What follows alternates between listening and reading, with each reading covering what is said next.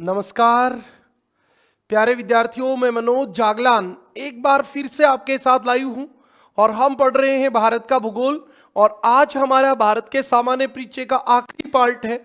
आज हम कुछ चीजों पे डिस्कस करेंगे जो बाकी बच गई थी कल के बाद। कल हमने तटीय सीमा, समुद्र से लगने वाली सीमा और पड़ोसी देश, वो भी समुद्र के पड़ोसी देश, ये सब डिस्कस किए थे।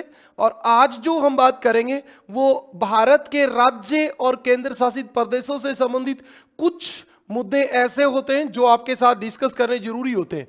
सबसे पहली बात, आप यहां से शुरू करेंगे। भारत में अभी कितने राज्य हैं? तो भारत में वर्तमान में 28 राज्य हैं। भारत में वर्तमान में, हाँ भाई सतपाल, राम राम। ये गामा वाला छोरा, ये क्या नाम निकाल देते हो? हाँ भाई, सिरसा से Ram Ram. Okay okay okay, सभी को राम राम, नमस्ते। बिल्कुल सतपाल जी, आपको नमस्ते भाई, राम राम। जल्दी से आ जाओ सब बच्चे, जल्दी से लाइव जुड़ जाओ और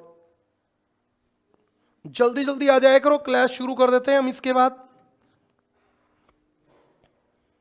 हाँ करें भी। तो भारत में वर्तमान में कितने? भारत में वर्तमान में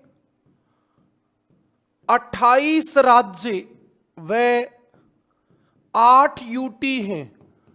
यूटी का मतलब यूनाइटेड टेरिटरी, केंद्र शासित प्रदेश। बिल्कुल सही बात है भी। हाँ भाई, नमस्ते नमस्ते सुमित, नमस्ते। अभी चलो बात शुरू करते हैं पढ़नी। भारत में अभी 28 राज्य और 8 यूटी हैं। यूटी 8 कैसे? पहले 7 थे और फिर जम्मू कश्मीर और लद्दाख 2 जुड़े तब 9 हो गए। लेकिन फिर आपको पता होना चाहिए, दादरा नगर हवेली और दमन एंड दीव, इन दोनों को जोड़ के क्या बना दिया? 1। तो ये भी कितने हो गए? 8 हो गए। अभी यूटी भी 8 है और हमारे राज्य जो हैं वो 28 है। बिल्कुल सही बात है भी। Pinky Malik, good evening. अब इन 28 राज्यों और 8 केंद्र शासित प्रदेश में से यदि हम बात करें तो भारत के 23 राज्य व 6 यूटी सीमावर्ती भाग में हैं। सीमावर्ती भाग में हैं, इसका मतलब होता है बाउंड्री पे, चाहे वो कोस्टल बाउंड्री हो चाहे वो इंटरनेशनल बाउंड्री हो, सब प्रकार की। बेटा समुंदर में पड़ोसी देश वही कराने होते हैं जो हमारे नजदीक होते हैं। सब कराना शुरू कर देंगे तब तो हिंद महासागर हो जाएगा, वो आपको महासागरों में कराएंगे।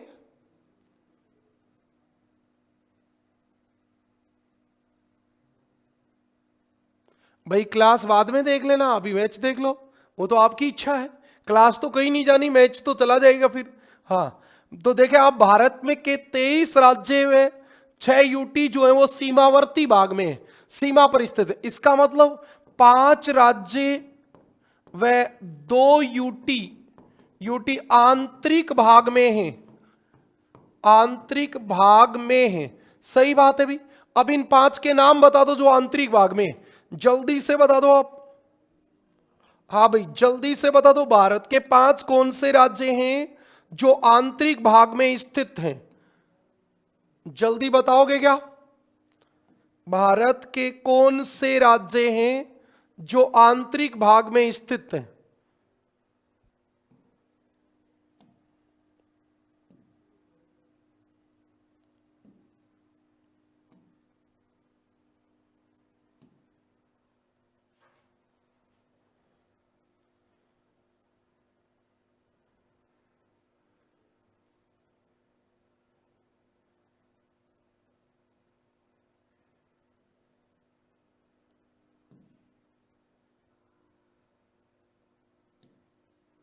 एक मैप लगाना था, वो मैप कहाँ गया पता नहीं।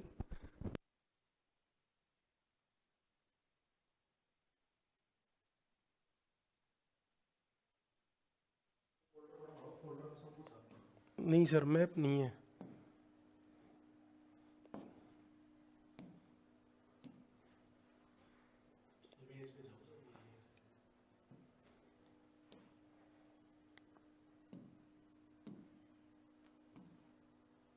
अच्छा यहाँ पे भी फोल्डर था, ठीक ओके सर, मैंने सोचा कोई बात नहीं। हाँ भाई, एक बार मैप गुम हो गया था। हाँ sir, okay okay, Haryana, MP, Chhattisgarh ji, बिल्कुल बिल्कुल। अरे पीडीएफ आ तो रही है भी, पीडीएफ में कोई समस्या थी नहीं। आपको कैसे लग रही है बताओ मुझे, पीडीएफ कैसे नहीं मिली? सबको मिली है पीडीएफ, हर टॉपिक वाइज आपकी पीडीएफ अपलोड हो रही है, कहीं कोई प्रॉब्लम नहीं है। देखिए आप, अब भारत के कौन से राज्य ऐसे हैं जो आंतरिक भाग में स्थित है? तो ये मैप इसलिए दिखा रहा है कि मैप में जल्दी याद हो जाएगा। तो सबसे पहले हम शुरू करें तो आपका आंतरिक भाग में हरियाणा से ही शुरू कर देते हैं। हरियाणा 1 नंबर, 2 नंबर आपका एमपी, 3 नंबर बताओ कौन है भी? 3 नंबर तेलंगाना, 4 नंबर छत्तीसगढ़ और 5 नंबर आपका झारखंड। इसके अलावा बताओ कोई भी आंतरिक भाग में है क्या? नहीं है, बिल्कुल। और यूटी की बात करें तो यूटी तो दोनों ये रहे, एक ये रहा चंडीगढ़, चंडीगढ़, और एक आपका क्या रहा, ये रहा दिल्ली, दिल्ली। दोनों यूटी आंतरिक भाग में, बाकी सारे यूटी जो हैं वो बाउंड्री पे हैं, ये बात आपको पता होनी चाहिए। तो आपके यूटी हैं कितने? 8। तो 8 में से एक तो ये रहा अंडमान निकोबार, एक आपका ये रहा लक्षद्वीप 2 नंबर, 3 नंबर आपके ये दादरा नगर हवेली दमन द्वीप हो गया, 4 नंबर आप देखोगे तो आपके ये रहा, देखो ये रहा एक पुदुचेरी के 4 आपके वो हैं जिले, चारों अलग अलग हैं, ये चारों बाउंड्री पे और ये दोनों बाउंड्री पे। तो आपके 6 बाउंड्री पे हो गए, 2 आंतरिक भाग में हो गए, बस इतनी बात है।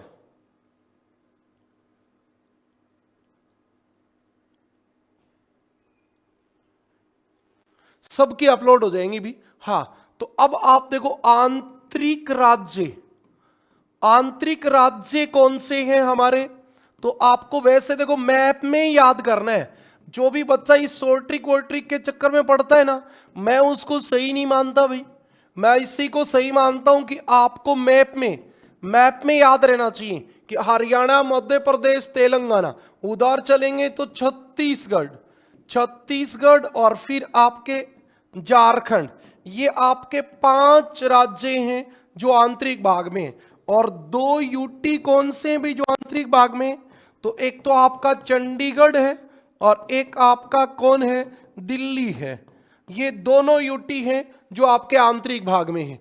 बात कंप्लीट हो गई। अब जो हम बात करेंगे वो किसकी बात करेंगे? मेन स्टेट्स की बात करेंगे। जैसे हम शुरू करें नंबर 1 तेलंगाना से, नंबर 1 तेलंगाना से। अच्छा, तेलंगाना की राजधानी कहां है अभी? अभी तो खैर, अभी तो तेलंगाना और आंध्र प्रदेश दोनों की एक जगह, लेकिन आने वाले समय में अलग हो जाएगी।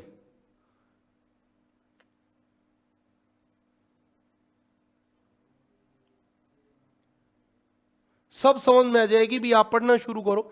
तेलंगाना की राजधानी होगी हैदराबाद, याद रखना, नाम नया तेलंगाना और राजधानी इसकी पुरानी हैदराबाद, और नाम जो आंध्र प्रदेश है वो पुराना और उसकी राजधानी होगी अमरावती, अमरावती। ओके, ये भारत का क्या था? भारत का नवीनतम राज्य, ठीक बात है भी। इसके बाद राज्य कोई नहीं बना, यूटी जरूर बन गए तो राज्य नहीं बना। और कब बना था भाई ये? इसका गठन कब हुआ था? 2 जून 2014 को। और यह भारत का कौन सा राज्य बना था?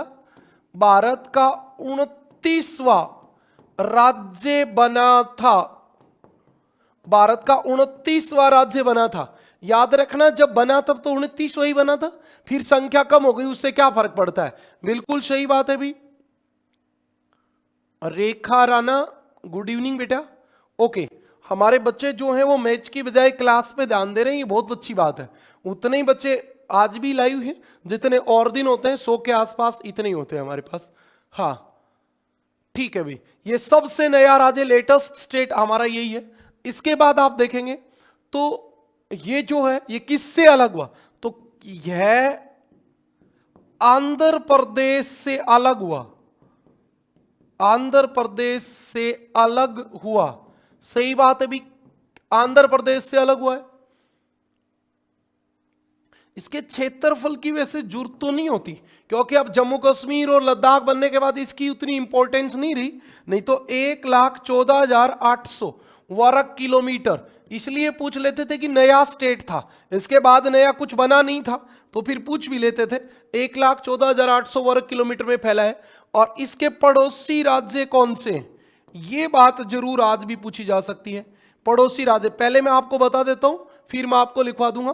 तो इधर से हम शुरू करें तो महाराष्ट्र है 1 नंबर पे, 2 नंबर पे आपका कर्नाटक है, और 3 नंबर पे आपका आंध्र प्रदेश की सीमा तो लगेगी लगेगी, और 4 नंबर पे आपका उड़ीसा की सीमा सबसे कम लगती है, सबसे कम।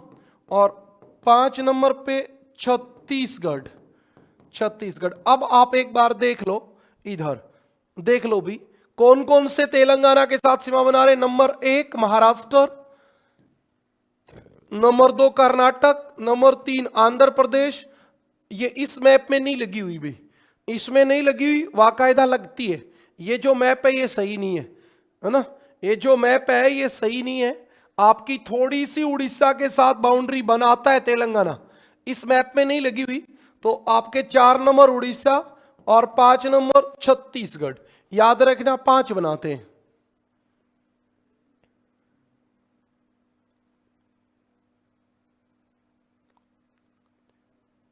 ओके,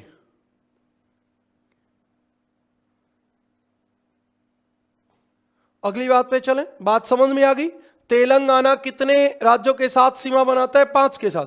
उड़ीसा के साथ सबसे छोटी बनाता है। वो अलग बात है कि हमने जो मैप लगा रखा है उस मैप में इसकी सीमा लगती हुई नहीं दिख रही है। ये मैं यहां खड़ा होने का उद्देश्य यही होता है कि इतना थोड़ा हटा के इसलिए लिखता हूं कि आप लोग जो लिखना चाह रहे हैं वो साथ साथ लिख भी सकते हैं। अच्छा, अब आपको एक बात और याद रखनी है, जो आंध्र प्रदेश बच गया ना, अब उसका नाम, अभी तो आंध्र प्रदेश ही है, लेकिन आंध्र प्रदेश का नया नाम जो होगा वो सीमांध्र होगा। सीमांध्र, ये जिस समय बना उसी समय डिक्लेयर कर दिया था, लेकिन अभी तक पास नहीं हुआ है ये, अभी यही है ना। और इसकी प्रस्तावित राजधानी मतलब नई राजधानी किसकी बनेगी? आंध्र प्रदेश की या सीमांध्र की बनेगी। और इसकी नई राजधानी का नाम होगा अमरावती जो है वो मास्टर प्लान के तहत बसाया हुआ नगर होगा। भारत में इससे पहले मास्टर प्लान के तहत बसाए हुए नगर हैं चंडीगढ़, जयपुर, गांधीनगर। और पाकिस्तान की बात करें तो इस्लामाबाद, और विश्व में और बात करें तो ब्राजील की राजधानी ब्रासिलिया। ये नियोजित नगर है। मास्टर प्लान क्या होता है? किसी भी नगर को बसाने से पहले उसके स्थान को खाली करके उसकी प्लानिंग कर लेना और सब कुछ उस प्लानिंग के तहत व्यवस्थित तरीके से बसाना मास्टर प्लान कहलाता है। तो ये जो क्षेत्र है ये मैदानी क्षेत्र को खाली करके वहां सब समतल करके और नए सिरे से बसाया जा रहा है। ऐसे नगर को कहते हैं मास्टर प्लान के तहत बसाया गया नगर। ये बात आप याद रखें। और ये बहुत सुंदर शहर होगा और इसलिए इसके उपनाम भी 2 निकल गए। इसके 2 उपनाम निकल गए। एक तो नाम लिखना है भारत का सिंगापुर। भारत का सिंगापुर किसे कहा जाएगा? अमरावती को, क्योंकि सिंगापुर की तरह बसाया जा रहा है ये अमरावती। सुदेश बेनीवाल, राम राम भाई, राम राम। अगली बात पे चलें। इसके बाद एक इसका नाम है द पीपल्स कैपिटल। भारत का सिंगापुर और द पीपल्स कैपिटल, ये 2 अमरावती के उपनाम हैं। ये मैंने बात बता दी आपको जो आपके एग्जाम में आ सकती हैं। तेलंगाना भारत का सबसे नया स्टेट है, इसके बाद कोई नया राज्य नहीं बना। यह भारत का 29वां राज्य था, 2 जून 2014 को बना था। ये नवीनतम राज्य, इसकी राजधानी हैदराबाद है, हैदराबाद ही रहेगी। और आंध्र प्रदेश की राजधानी 2024 तक, क्योंकि 10 साल के लिए ये क्या थी, हैदराबाद थी, फिर उनको नई बनानी थी, बना रहे हैं अमरावती, अभी देख लेना आप। उसके बाद आंध्र प्रदेश से अलग हुआ तेलंगाना, क्षेत्रफल 1,14,800 वर्ग किलोमीटर है। पड़ोसी राज्य ये, सबसे छोटी सीमा उड़ीसा बनाता है।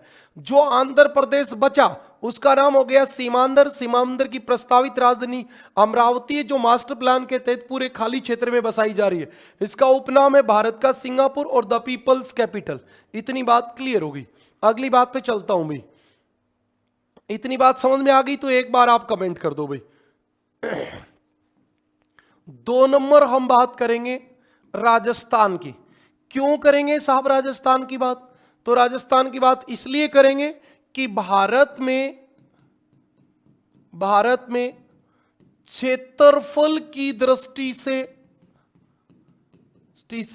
सबसे बड़ा राज्य, बिल्कुल सही बात है भाई। आज पूरे भारत में क्षेत्रफल की दृष्टि से यदि हम बड़े राज्य की बात करें तो वो आपका कौन है? राजस्थान है। ये बात याद रखना। इसका क्षेत्रफल कितना है? 3,42,239 वर्ग किलोमीटर है। ठीक है जी। कई बार देखो, वैसे तो वो राजस्थान में पूछते, आपसे नहीं पूछना चाहिए इंडिया लेवल पे, लेकिन फिर भी हम याद रखेंगे भाई। मुझे नहीं पता सीईटी में कितने नंबर की ज्योग्राफी आएगी, ये आपको ही पता है। मेरा काम है भारत की ज्योग्राफी पढ़ानी है, मैं पढ़ा दूंगा। उसमें से आपको सवाल बाहर नहीं आएगा, एक आए चाहे 10 आए, जो भी आएंगे वो आपके मैं जो पढ़ा रहा हूं उसमें से आएंगे। अब सीईटी में कितने आएंगे ज्योग्राफी का वो मुझे नहीं ध्यान है, वो आपको देखना है। दूसरी बात, आपको एक बात और बता दूं, जो बात मैं बताऊंगा यदि आप ध्यान से सुनोगे तो आपको 100% समझ में आएगी। 2 चीजों की मेरी गारंटी है, मैं जो पढ़ाऊंगा वो आपको समझ में आएगा, दूसरा जो पेपर में ज्योग्राफी का सवाल आएगा वो पढ़ाया हुआ आएगा। अब कितने आएंगे ये मुझे नहीं पता, ये मैं कभी कोई भविष्यवाणी भी नहीं कर पाता हूं। हाँ, तो ये आपका क्षेत्रफल है। तो याद रखना है कि राजस्थान भारत का सबसे बड़ा राज्य, भारत का सबसे बड़ा राज्य कब बना भाई? राज्य कब बना ये सवाल आ जाता है। 1 नवंबर 2000 को बना। अच्छा, 1 नवंबर 2000 को क्यों बना? इससे पहले क्या दिक्कत थी? 1 नवंबर 2000 को बना क्योंकि इस दिन मध्य प्रदेश एमपी से कौन अलग हो गया? छत्तीसगढ़ अलग हुआ। अब मध्य प्रदेश से छत्तीसगढ़ अलग हुआ तो फिर मध्य प्रदेश हो गया छोटा और राजस्थान हो गया बड़ा। नहीं तो पहले कौन बड़ा था? पहले तो मध्य प्रदेश ही बड़ा था। बिल्कुल सही बात है।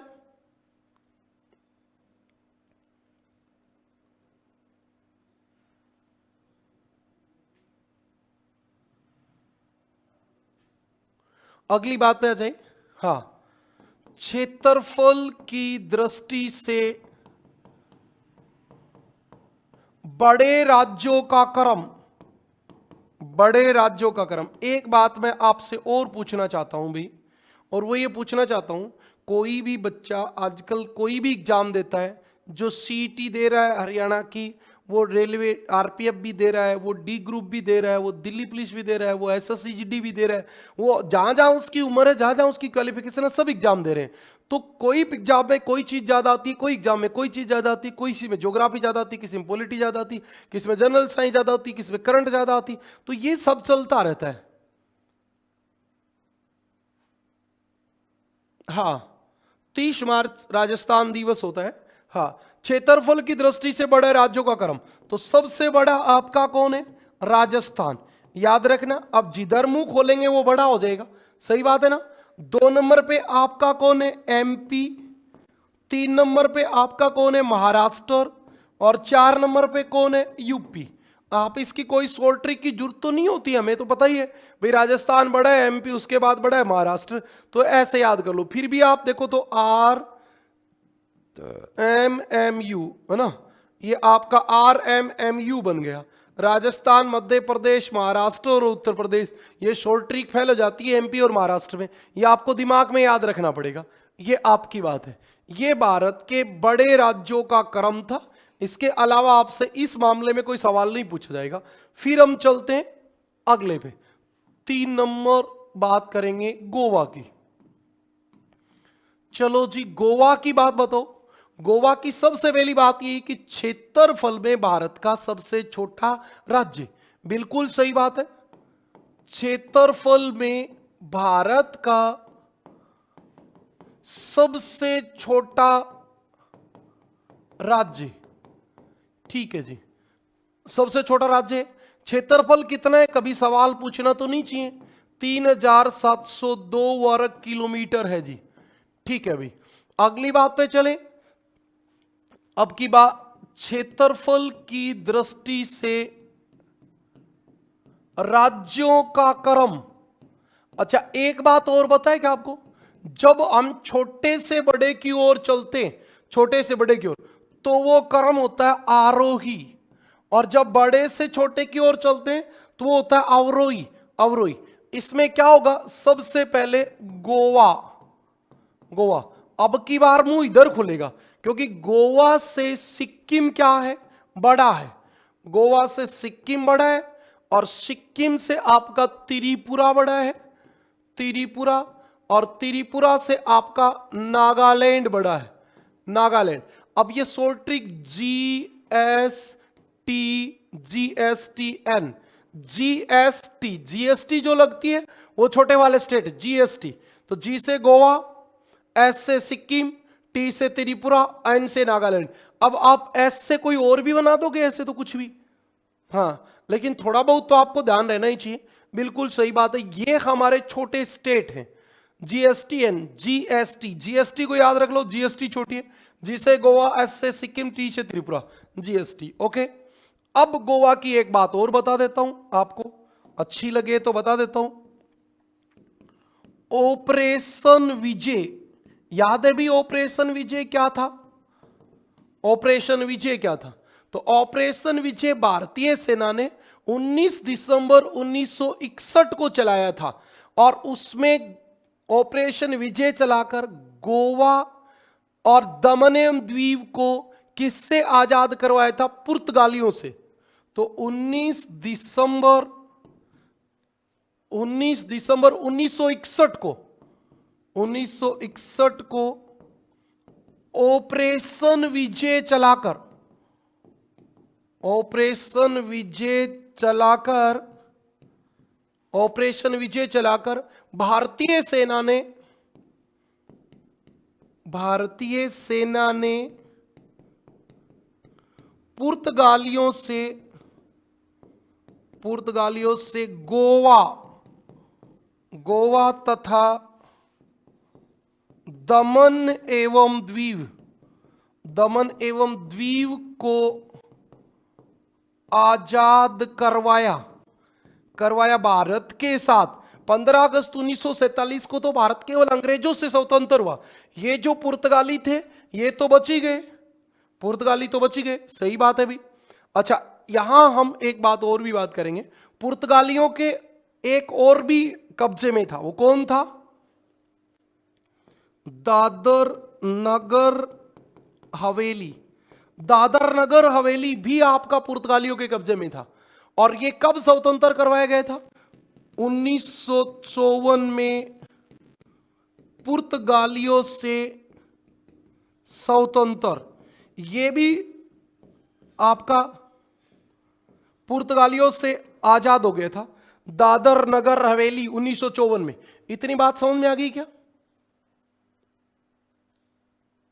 कच्चा तीव ऐसा नहीं कह सकते बेटा हम। मनदीप सिंह बोल रहे कि सर कच्चा तीव जो है वो भारत और श्रीलंका को अलग करता है कि बाकी चीजें नहीं हो तो करवा लेंगे, लेकिन कच्चा तीव तो विवादित द्वीप है, विवादित है। हाँ, वास्को डी गामा पहले यहीं आया था, यहीं था क्या जी? हाँ बिल्कुल यहीं आया था भाई, यहीं आया था, अभी बताऊंगा ये बात। अच्छा, आपको एक बात और भी पता होना चाहिए, भारत में सबसे पहली प्रजाति कौन आई थी? नोट डाल के आप ये बात लिख लेंगे। वैसे आपको ये हिस्ट्री वाले सर बताएंगे बेटा, ज्यादा बातें मैं केवल मेरे सब्जेक्ट की बात करता हूं, मेरे सब्जेक्ट से बाहर ऐसे कभी नहीं करता। ये मेरी आदत मान लो, हैबिट मान लो, जो भी मानो आप, चाहे ये मान लो भी मुझे आती ज्योग्राफी है। हाँ, भारत में सर्वप्रथम आने वाले विदेशी, सबसे पहले भारत में कौन विदेशी आए थे? पुर्तगाली। पुर्तगाली यानी Vasco D gamma. Vasco D gamma आया था।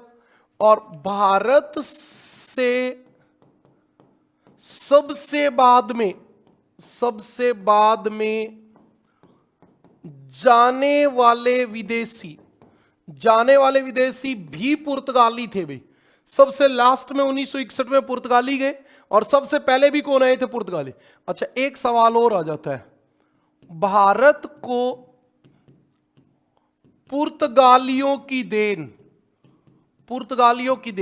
भारत को पुर्तगालियों ने क्या क्या दिया?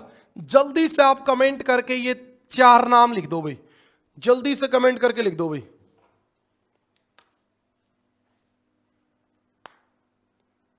सुदेश बेनीवाल, रामू क्या लिख दिया पता नहीं भैया।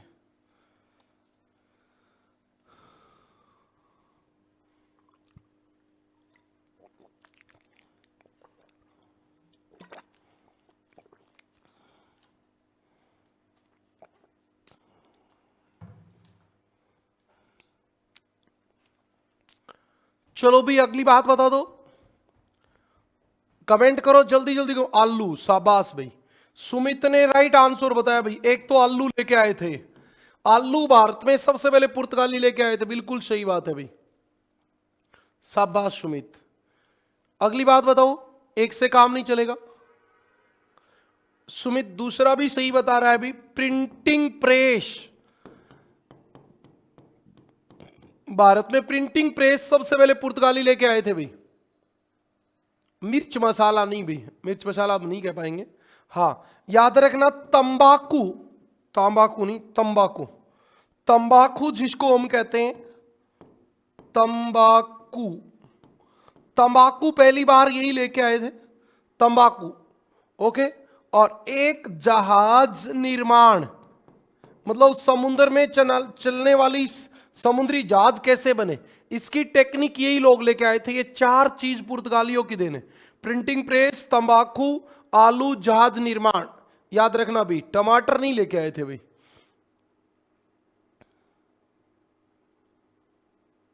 हाँ, इतनी बात क्लियर होगी। अगला स्टेट हम पढ़ेंगे इसके बाद, और अगला स्टेट हमारा है उत्तर प्रदेश। बताओ भी उत्तर प्रदेश की क्या खास बात है? जनसंख्या की बात हम जनसंख्या में करेंगे, लेकिन आपको एक बात का पता होना चाहिए, उत्तर प्रदेश 8 राज्यों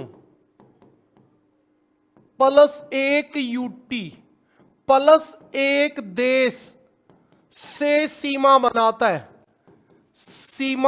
है। भारत में सबसे ज्यादा राज्यों के साथ सीमा बनाने वाला स्टेट उत्तर प्रदेश है। भारत में सबसे ज्यादा राज्यों के साथ सीमा बनाने वाला स्टेट कौन है भी? उत्तर प्रदेश है भाई। देख लो, अभी आपके सामने दिखा देता हूं, उत्तर प्रदेश कितने के साथ सीमा बनाएगा। हाँ, आ गई समझ में? अब देख लेना।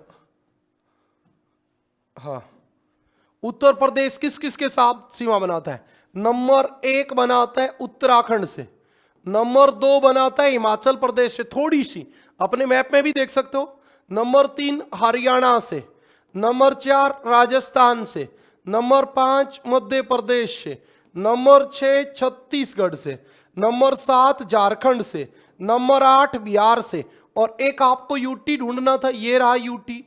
तो एक यूटी मिल गया, और एक ये नेपाल मिल गया। तो 8 राज्यों कितने के साथ सीमा बनाता है? 8 राज्यों प्लस 1 यूटी प्लस 1 देश, इतने के साथ सीमा बनाता है भाई, सीमा बनाता है। भारत में सर्वाधिक राज्यों के साथ सीमा बनाने का काम यही करता है भाई। बात क्लियर हुई क्या, बताओ? अच्छा, ये स्टेट के नाम भी लिखूं? लिख लो भाई। Number 1 Uttarakhand, number 2 Himachal Pradesh, number 3 Haryana, number 4 Rajasthan, number 5 MP, number 6 आपका छत्तीसगढ़ से सीमा बनाता है, नंबर 7 झारखंड भी, और नंबर 8 पे बिहार। ये 8 के साथ सीमा बनाता है। यूटी कौन सा है जिसके साथ सीमा बनाता है? तो दिल्ली के साथ। और देश कौन सा है जिसके साथ सीमा बनाता है? तो नेपाल के साथ। ये आपके यूपी की बात थी भाई। बताओ भाई, बात समझ में आ गई क्या? इतनी बात समझ में आ गई तो जल्दी बता दो।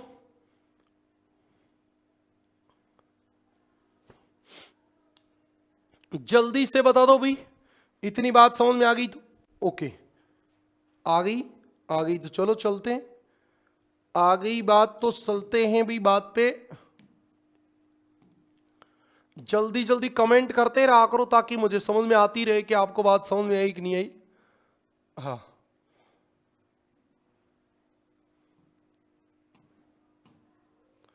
अब देखो, ऐसा कौन सा स्टेट है जो सबसे कम राज्यों के साथ सीमा बनाता है? तो यदि आप ऐसा देखोगे तो आपको दिख जाएगा, ये रहा, ये रहा, देखो सिक्किम, ये रहा सिक्किम। सिक्किम, ये सिक्किम केवल पश्चिम बंगाल के साथ सीमा बनाता है, केवल पश्चिम बंगाल के साथ सीमा बनाता है। अच्छा, इसके अलावा कोई और?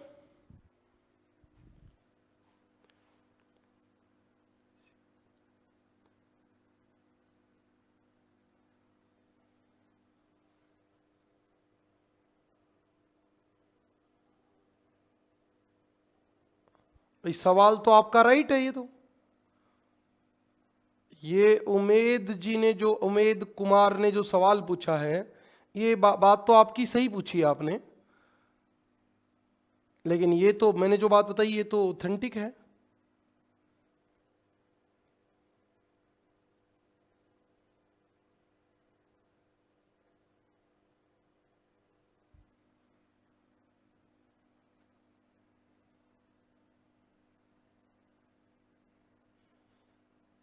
राजधानी स्टेट्स की बेटा ऐसा थोड़ी होता है।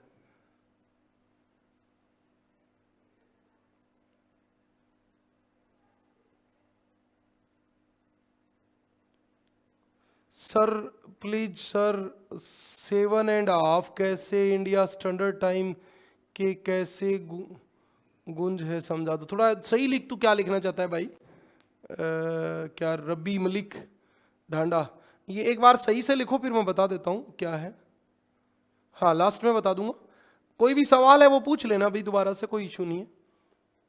अच्छा भाई, ये बात तो आपने जो बात पूछी ये सही है। फिर मैं इस पे, हरियाणा उत्तराखंड के साथ सीमा बनाता है कि नहीं बनाता है, हरियाणा की ज्योग्राफी मैंने कभी पढ़ी नहीं है, तो ये थोड़ा सा जरूर बात तो काम की है। इस पे कल अपन बात करेंगे, अभी ऑथेंटिक डाटा अपने पास इस बात पे है नहीं। हाँ, अगली बात पे चलें। अब देखो, एक मेघालय है, ये आपका मेघालय स्टेट रहा। इसके भी आप देखोगे तो कि क्या है, आप इधर देख रहे हो, ये आपका असम है, असम। तो इसके तीनों और असम हो गया, और एक और कौन हो गया? एक और बांग्लादेश हो गया, तो 2 हो गए। हमें याद रखना है सिक्किम। सिक्किम जो है भारत के केवल पश्चिम बंगाल से सीमा बनाता है, भारत के केवल पश्चिम बंगाल से सीमा बनाता है। याद रखना भाई इस बात को। अब आप देखोगे सिक्किम के उत्तर में कौन है, सिक्किम के दक्षिण में कौन है, सिक्किम के पूर्व में कौन है, और सिक्किम के पश्चिम में कौन है। तो आपको क्लियर पता चल जाएगा। उत्तर में है चीन, हम इसको तिब्बत भी कह देते हैं, दोनों बातें परिस्थिति वंश होती हैं। दक्षिण में कौन है? पश्चिम बंगाल, पूर्व में कौन है? भूटान। और पश्चिम में कौन है? नेपाल। आप खुद देख लो भाई, पश्चिम में भूटान आ गया, पूर्व में भूटान आ गया, पूर्व में भूटान, पश्चिम में नेपाल, उत्तर में चीन और दक्षिण में आपका पश्चिम बंगाल। ये सिक्किम केवल एक राज्य से सीमा बनाता है। और एक बात और बतानी है, मेघालय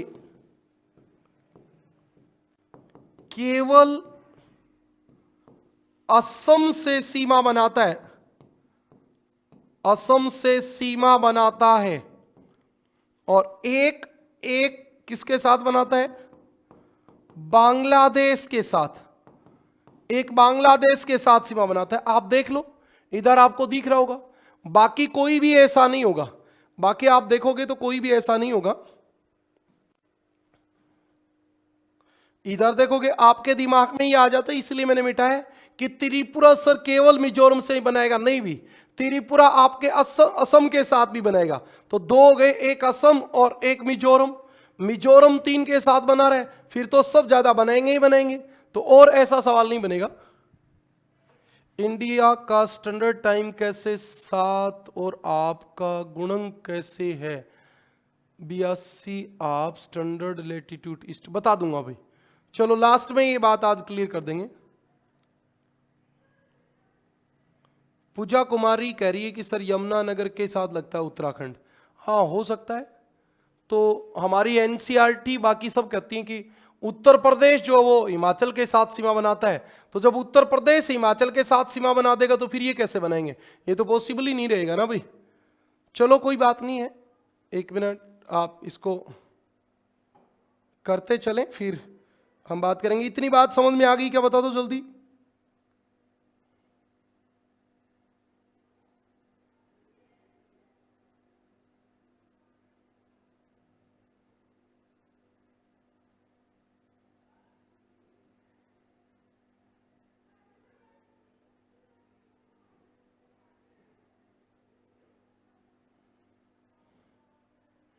बेटा यदि आप लोग एक बात मैं खैर बता दूंगा, सर इनको नोट कर लें बाद में। हाँ कर लेना। देखो ये आपको मेरा फोन दिख रहा है क्या इसमें? कल मैं इसको वहां लगा दूंगा बोर्ड पे, और आप लोग देखोगे तो ये ऑथेंटिक मैप है एनसीईआरटी का, और ये उत्तराखंड है और ये हिमाचल है, और ये देखो ये बीच में उत्तर प्रदेश गया हुआ है। अब मैप तो यही कहता है, ये भी एनसीईआरटी का है। ये एनसीईआरटी के पेज नंबर 55 पे, पेज नंबर 55 पे 10th क्लास के एनसीईआरटी में। तो मैं एनसीईआरटी के अकॉर्डिंग आपको बात बता रहा हूं। अब हो सकता है कोई बात रहेगी तो बेटा कल बात करेंगे इस बात पे। एक बार तो आप एक बार इस बात को यहीं पे छोड़ दें, पेंडिंग छोड़ दें। अगली बात पे चलें। ये बातें क्लियर होगी। सबसे ज्यादा राज्यों के साथ सीमा कौन बनाता है? उत्तर प्रदेश। सबसे कम के साथ कौन बनाता है? सिक्किम और मेघालय। ठीक है जी।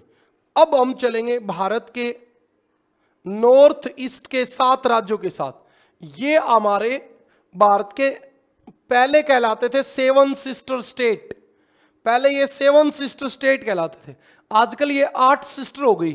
देखो पहले त्रिपुरा 1, मिजोरम 2, मणिपुर 3, नागालैंड 4, और आपका अरुणाचल 5, असम 6 और मेघालय 7। और आजकल 2000 के बाद इसमें एक और जोड़ दी और आजकल ये होगी 8 सिस्टर।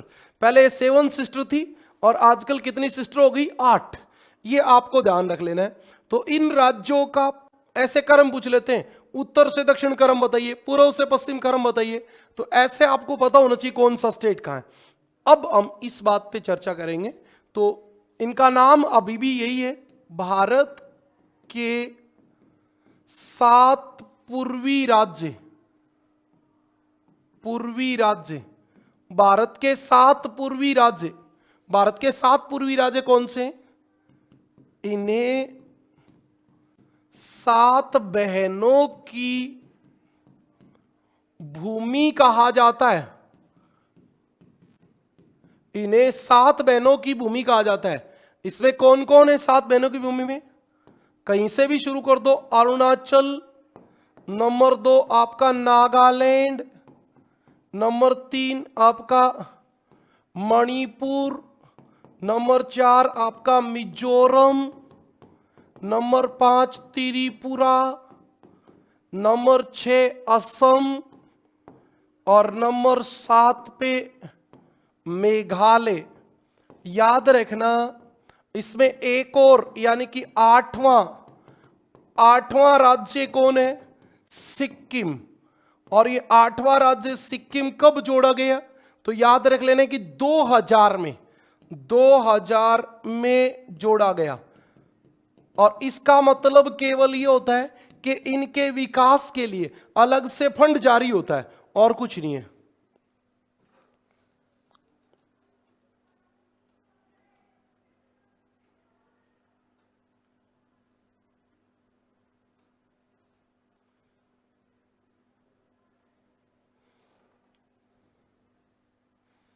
चले अगली बात पे। इतनी बात हमारी क्लियर होगी। अब हम चलेंगे अंडमान निकोबार यानी कि केंद्र शासित प्रदेश पे। हमारे राज्यों से संबंधित बातें क्लियर होगी। केंद्र शासित प्रदेश, केंद्र शासित प्रदेशों की बात आपको थोड़ी बहुत बता देता हूं। जैसे पहला अंडमान निकोबार द्वीप समूह, अंडमान निकोबार द्वीप समूह। अंडमान निकोबार द्वीप समूह कहां होता है? तो ये आपका भारत, और इधर जो द्वीप है ये कौन है? अंडमान। और ये कौन है? लक्षद्वीप। ये तो लक्षद्वीप है और ये आपका अंडमान व निकोबार द्वीप समूह। अंडमान निकोबार बंगाल की खाड़ी में। अच्छा, अंडमान निकोबार की बात समझ में आ गई? उधर है बंगाल की खाड़ी में। इतनी बातें क्लियर हैं क्या? बताते चलो। बंगाल की खाड़ी में स्थित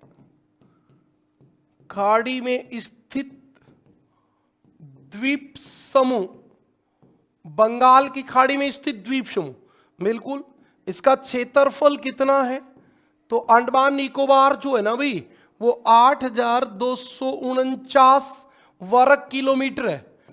जब तक आपके जम्मू कश्मीर और लद्दाख केंद्र शासित प्रदेश नहीं बने थे तब तक सबसे बड़ा था। अब तो बड़ा रहा नहीं, है ना।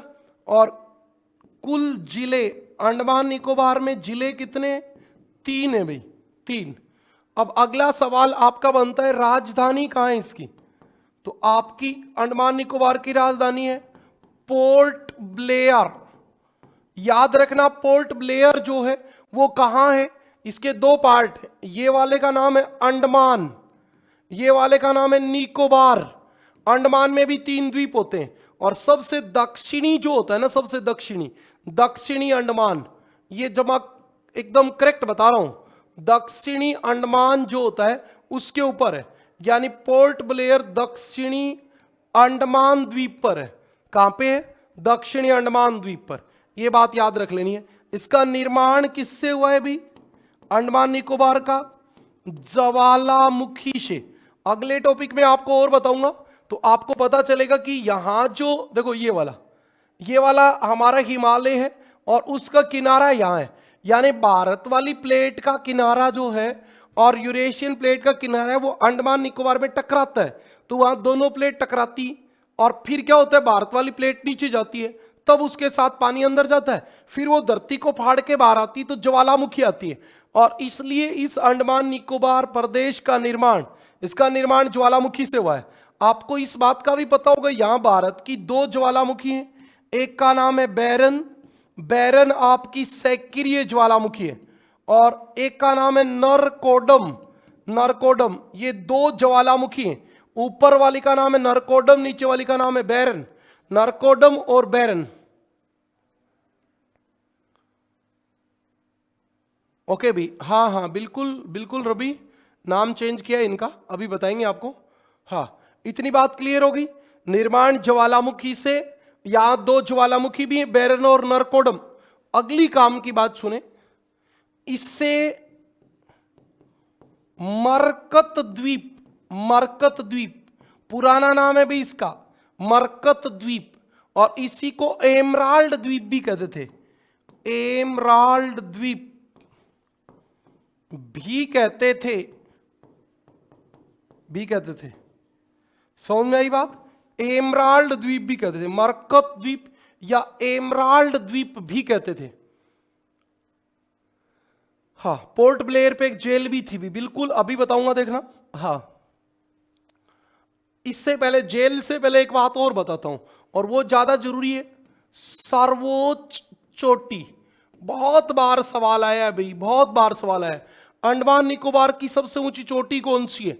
अंडमान निकोबार की सबसे ऊंची चोटी है सैंडल पीक। अरे पहाड़ तो है ही ये, अंडमान निकोबार पर्वत है जो पानी में डूबा है, और इसकी सर्वोच्च चोटी सैंडल पीक है, 738 मीटर, 738 मीटर। और ये आपकी है कहां? ये आपकी उत्तरी अंडमान में है, उत्तरी अंडमान, उत्तरी अंडमान में। एक और बता देता हूं, आपके तो यही काम की है, लेकिन फिर भी आपको याद रखना, माउंट थुइलर, माउंट थुइलर, ये आ जाए ना इसके बाद, मान लो सैंडल पीक ऑप्शन में नहीं आए और माउंट थुइलर आ जाए 642 मीटर, ये आपकी दक्षिणी निकोबार में है, निकोबार में। ये मैंने थोड़ा और स्पेशलाइजेशन कर दिया आपका, है ना? नहीं भी, दक्षिणी निकोबार में नहीं, ग्रेट निकोबार में, गलत बता दिया, दक्षिणी निकोबार में नहीं, ग्रेट निकोबार में, ग्रेट निकोबार में। तो ये आपकी उत्तरी अंडमान में, ये आपकी ग्रेट निकोबार में, दोनों में ऊंची सैंडल पीक है। बार बार सवाल यही है, अंडमान निकोबार की सबसे ऊंची चोटी कौन सी है? तो आपको बताना है सैंडल पीक। एक बात और याद रखनी है, पोर्ट ब्लेयर में पहले जेल थी, जेल तो वो अभी भी है ही, लेकिन पहले अंग्रेज वहां लोगों को बंद कर देते थे, तो उसको कहते थे काला पानी। अब आप बताओ, अंडमान निकोबार की पोर्ट ब्लेयर जेल पे किसी को छोड़ आए, तो वो बताओ यहां थी पोर्ट ब्लेयर, यहां से भागे तो भी कैसे भागे? समुद्र से तैर के आएगा तो मछली मगरमच्छ खा जाएंगे, इसका मतलब गया काला पानी, वापिस तो आएगा नहीं, इसलिए ये बात कही जाती थी, आप याद रखें। पोर्ट ब्लेयर, पोर्ट ब्लेयर में सेंट्रल जेल स्थित थी, जिसे प्राचीन काल में काला पानी, काला पानी कहते थे। ठीक बात है भाई, वहां काला पानी की सजा देते थे, जो वहां चला गया वो चला गया, वापिस नहीं आएगा, ऐसी बात सही है।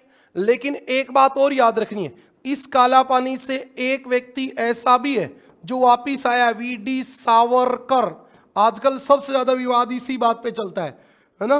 VD Savarkar, VD Savarkar. कांग्रेस तो कहती कि दलाली करता था अंग्रेजों की, और बीजेपी कहती कि देशभक्त है। तो हमने क्या मतलब है? हमें कोई मतलब नहीं है, हमें इतना ही याद रखना है, जेल से जीवित वापिस आया, जीवित वापिस आया, ऐसा कहा जाता है कि सेंट्रल जेल काला पानी गया व्यक्ति कभी वापिस नहीं आया, ये अकेला वापिस आया है। ठीक है जी। और इन्होंने एक खतरनाक बात और लिख दी थी, क्या लिख दी थी? 1857 की क्रांति का इतिहास, क्रांति का इतिहास जेल की दीवारों पर लिख दिया था, दीवारों पर नाखूनों से लिख दिया था, नाखूनों से लिख दिया था। एक बात और याद रख लेनी, इनकी एक पुस्तक थी, और उस पुस्तक का नाम था the first war of independence, the first war of independence, स्वतंत्रता की पहली लड़ाई, ये इनकी पुस्तक का नाम था भी, वीडी सावरकर की पुस्तक का नाम था। इतनी बातें क्लियर हो गई क्या? बताओ, चलो जल्दी से बता दो, फिर 2-5 मिनट में और बातें बता देता हूं, फिर आज की क्लास को यहां विराम करने की स्थिति में आ गए हैं हम। हाँ, फिर आपको याद रखना है कि दूसरा हमारा द्वीप समूह कौन सा है? यूटी कौन सा है? लक्षद्वीप, लक्षद्वीप। ये लक्षद्वीप जो है भाई, ये इधर है, इधर, और इधर का मतलब अरब सागर में, इधर का मतलब कहां है? अरब सागर में, अरब सागर में स्थित, अरब सागर में स्थित है भी, बिल्कुल सही बात है, अरब सागर में स्थित है। क्षेत्रफल कितना है? केवल 32 वर्ग किलोमीटर, 32 वर्ग किलोमीटर। सबसे छोटा यूटी, सबसे छोटा यूटी, सबसे छोटा केंद्र शासित प्रदेश यही है भी। और इसकी कुल जनसंख्या जान के भी आपको अच्छा लगेगा कि कुल जनसंख्या 2011 में 64,429 थी। 2011 में, अभी तो गणना हो ही नहीं है, तो आपकी ये जनसंख्या थी। और इसकी राजधानी कहाँ है? कवारती, कवारती इसकी राजधानी है भी, कवारती। ठीक है। अच्छा, एक बात और याद रखें, इसका निर्माण किससे हुआ? निर्माण परवाल भित्ति से। आप लोग इस परवाल भित्ति को जानते हो क्या? निर्माण इस परवाल भित्ति से हुआ। ओके भी, ओके भी कृष्ण, 30 मिनट वेट कर लेंगे।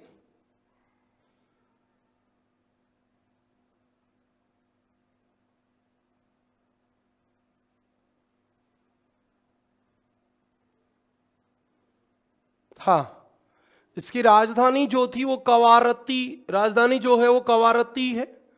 निर्माण परवाल भित्ति से हुआ है। अभी आपको समझ में आ रहा हो कि सर ये परवाल भित्ति क्या होता है? तो आपने नाम सुना होगा Ram Setu, great barrier reef, है ना, फूरा फूटी परवाल भित्ति। ये एक जीव होता है, मूंगा, मूंगा, मूंगा। बहुत शॉर्ट में हम समझे ना, तब तो एक जीव होता है मूंगा, मूंगा। और वो खाता है चुन्ना और अपने शरीर के चारों ओर ऐसे खोल बना लेता है ना, और उसके अंदर रहता है। और जब ये मर जाता है, मर जाता है, तो ये समुद्र के अंदर जम जाता है, जम जाता है ऐसे ढेर के रूप में। और जो ये ढेर बन जाता है ना, उस ढेर का नाम होता है परवाल भित्ति। और आपकी राम सेतु जो है ना, राम सेतु, कल हम जो पुल पढ़ रहे थे, वो इसी जीव द्वारा निर्मित परवाल भित्ति होता है। हाँ बिल्कुल भी, फोगाट सरिता परवाल भित्ति का उदाहरण होता है ये आपके लिए कुछ इंपॉर्टेंट बातें थी इसमें। और बात की बातें एक बार फिर करेंगे हम द्वीपों की। एक केंद्र शासित प्रदेश और करा देता हूं। अच्छा, आपको पॉलिटी वाले सर ने जैसे जम्मू कश्मीर और लद्दाख यूटी करवा दिए क्या? एक बार कमेंट करना भी, करा दिए तो दोबारा रिपीट नहीं करेंगे हम। चलो जल्दी बता दो भाई, फिर मैं आपको एक और, ये कितने नंबर आया? 3 नंबर ही आया भाई, 4 कहां गया? 3 ही आया, क्योंकि हमने 2 ही तो पढ़े हैं, अंडमान निकोबार और लक्षद्वीप। अब हम पढ़ेंगे पुदुचेरी। अच्छा, पुदुचेरी की आपको 3 बातें याद रखनी है। पुदुचेरी की राजधानी कहां होती है? पुदुचेरी। ओके, इसमें 4 जिले हैं, 4। सर इसका क्षेत्रफल कितना है? बेटा क्षेत्रफल है 479 वर्ग किलोमीटर है भाई। और बता जिले कितने हैं? जिले 4, 3 राज्यों में स्थित। यही सवाल इसका सबसे ज्यादा बनता है कि कौन सा जिला किस राज्य में स्थित है, ऐसा सवाल आपसे पूछ लेते हैं।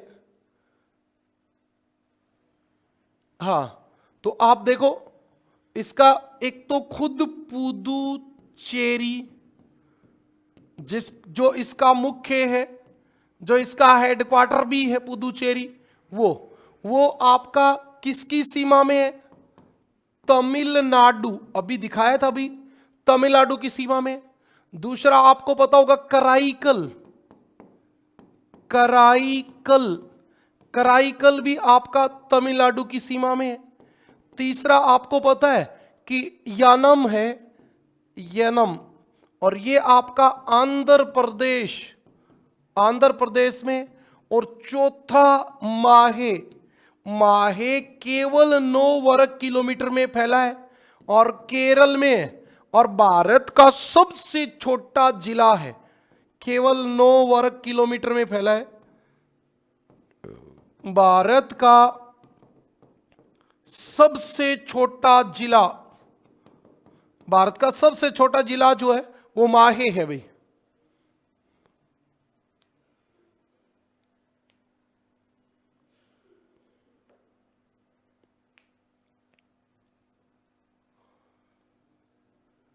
मनजीत सिंह हाथ जोड़ दिए, इसका मतलब क्या होता है? बहुत हो गया सर, और मत पढ़ाओ।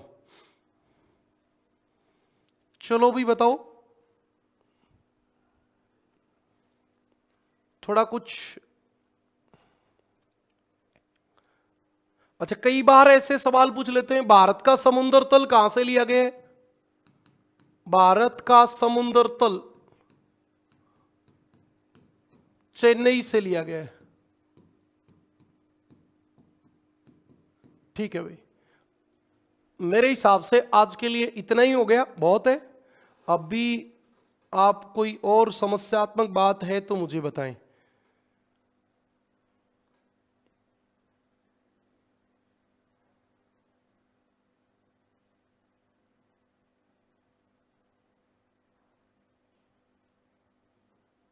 कोई भी विषय आप